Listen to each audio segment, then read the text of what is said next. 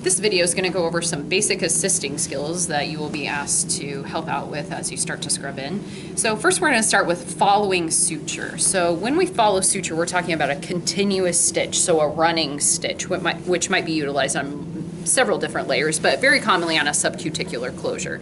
So on this, the doc has tied a knot at one end, and what they're going to do is take a stitch on one side of the incision. So they take a stitch, they come through, and they're going to give you a certain amount of tension on that suture, and they expect that you hold that tension. And what it's doing is it's approximating, it's approximating the skin that has been stitched already, and then you're going to hold it, a couple of inches, 3 or 4 inches above the incision site, out the side where the suture has been exited. You're going to wait as the doc takes another stitch, they're going to pull it through, and then they're going to give you the suture again. And you kind of dance back and forth on either side of the incision. And what that does is it holds the tension on the suture line, like I said before, but it's also going to prevent interlocking or knotting of the stitch as it's pulled through, so that we don't get those additional features which are probably not necessarily desired by the doc that's taking the stitches as they place those and go back and forth from one side of the incision to the other. So it's just kind of a dance. As the doc takes a stitch, then you let go, and then they'll reposition and give you the suture back. If you hold too far back, the surgeon has trouble having enough suture to actually reach the site that they're trying to sew together. So that's why we say grab a few inches. Now see how they have trouble pulling? Only grab a few inches from the surgical site that's being sewn. Okay, so we'll call that following suture. Now, not every doc wants their continuous suture followed. So if you go up there and you start to try to follow and they say, that's okay, that's fine. Just go ahead and let them finish doing what they're doing. All right, let's move on to how to cut suture. So let me throw a knot here. So remember that when we cut suture, it's gonna be with a straight scissor. So for absorbable stitches, we wanna make sure that we cut as close to the knot as possible. Now remember, on non-absorbable, you're gonna leave a tail. So when we have an absorbable stitch, the doc's gonna hold up the sutures that they want cut. They're gonna ask you to slide the tips of the scissor all the way down. Now, look how Laura's holding that scissor. She has it in what we call a tripod position. So she has her thumb and her ring finger in the rings, and then that allows her to use her first finger to stabilize the instrument, holding it up here at the screw. She's gonna slide just the tips of the scissor down, feel the knot, and then rotate about a quarter of a turn, which is gonna leave just enough tail on the knot, or on the end of that suture above the knot, so that the knot doesn't come unraveled up at the field. All right, we have a few other stitches here that Laura's gonna show you that technique again. So again, remember just the tips of the scissor, because if you try to cut with the back, you're gonna end up cutting something that you didn't mean to cut. So we wanna make sure that we slide just the tips down and then rotate just that quarter of a turn and then cut. Now, let's assume this is a non-absorbable stitch, okay? So when we cut this one, we're gonna cut straight on and leave a tail, okay? It's only the absorbable stitches that we're gonna take, slide the tips of the instrument down until you feel the knot, rotate that quarter of a turn, and then it'll leave that little bit of a tail on the end of that suture. All right, let's go on to buzzing a hemostat, which is something the doc may ask you to do. So the doc has taken an instrument, it may be a Kelly, a hemostat, or sometimes they do use a forceps as well. And they've taken and they've placed it on an area where we have an active bleeder going on. And they'll tell you, go ahead and buzz this. Well, first we need to know which button we push on a cautery pencil. So we have our blue, which is our coag, and our yellow, which is our cut. So when we buzz, we always push the blue button. So B for buzz, B for blue, okay? So the doc's gonna have you take the pencil then. When you look at the blade of this cautery pencil, you can see there's a flat side here, and then there's a more narrow side here. When we rest that blade on the instrument, we wanna make sure we lay the flat side, because we're gonna get more contact with the current. And we also want to make sure that we place this below where the surgeon is holding on to the instrument. If I place it up here, the doc is now a part of the circuit where the electric current is going to flow, because what we're doing is utilizing that metal instrument to conduct the current down to the area that's bleeding. So if I place it up here, the doc is a part of that circuit. And if they have a hole in their glove, they're gonna feel that electrical shock. So we wanna make sure that we place it down here. You also wanna make sure that you don't place, the pencil over here where it's gonna conduct the current to tissue over here. Or if I had any other instrument up here on the field, I wanna make sure that a metal instrument isn't touching the metal instrument because it's gonna conduct the current from here as well to this other instrument. So you really have to make sure that you know what you're doing and what everything is touching.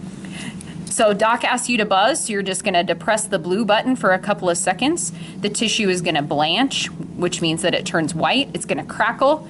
A few seconds, the doc's gonna come off. We're gonna look. If it's still bleeding, they're gonna clamp it again. They're gonna ask you to buzz it again, come off, check and see if it's still bleeding, and if it's good, then we're done. Or they may ask you to do it again. It just depends, okay? So just making sure that you buzz it for those couple of seconds and really making sure that it's not contacting anything that you didn't mean for it to contact so that that current isn't conducted to surrounding tissues. All right, so we also need to talk about how to suction and how to sponge and how to hold retractors up at the field, okay? So docs may suction themselves, but a lot of times it's the responsibility of the surgical technologist to be suctioning up at the field. So if the doc is working with whatever they're doing up at the field, you want to make sure you're not right here in their way. Our job when we suction and when we sponge is to provide better visualization of the field. So you can kind of use gravity to your advantage. If the patient's kind of sitting up, you can place the suction at the bottom. And then as the doc kind of dissects, when they get out of the way or go to change instruments, that's a good time for you to suction that field. Now, if you're suctioning smoke, when the doc is utilizing a cautery pencil, because remember that plumage isn't good for you to be breathing in, we again don't want to be right on top of them, especially if this is a metal instrument, if it's a metal suction tip, because then you can conduct the current from the cautery to that metal instrument. So you want to kind of just stay at the edge of the incision site and just suck that smoke as it rises up through the incision, making sure that it's removed from the field. Now, sponging is kind of the same concept. If you're gonna sponge, you're gonna blot the area, but again, you don't wanna impede the visualization of what the doc's doing. So if we have an active bleeder going on, they're gonna cauterize, you're gonna come in and kind of blot and then get out of the way, okay? Come in and blot the area and get out of the way.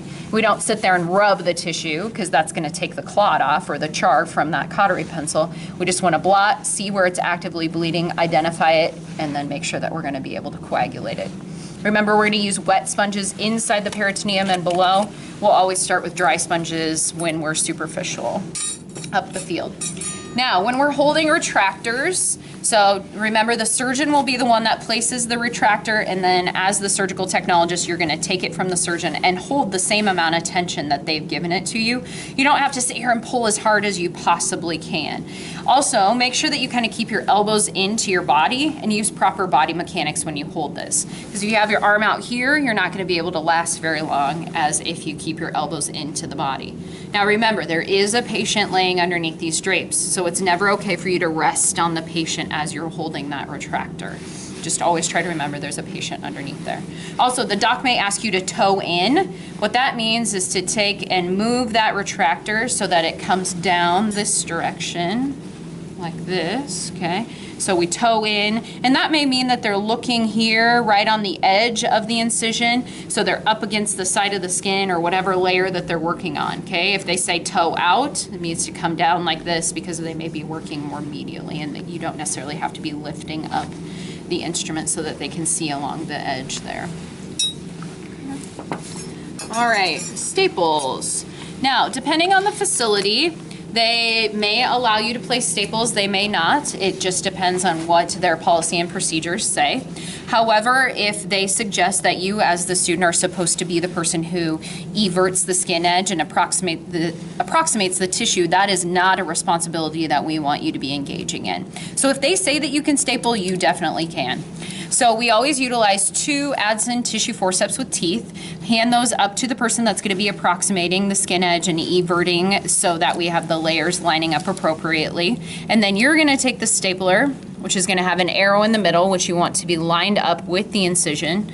And we're going to place it just below where that person has approximated the tissue edge. Fire the stapler, then come off.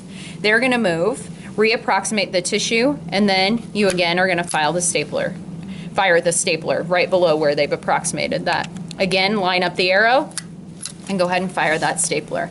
So we want to try to have them evenly spaced. You're not going to push down because that's going to engage that stapler too deep into the tissue. It's very superficial. It just lays, you know, nicely on the top of that tissue. And then we're going to fire that and back off. But remember, as a surgical technologist, you should not be approximating the tissue edges together. However, you can run the stapler.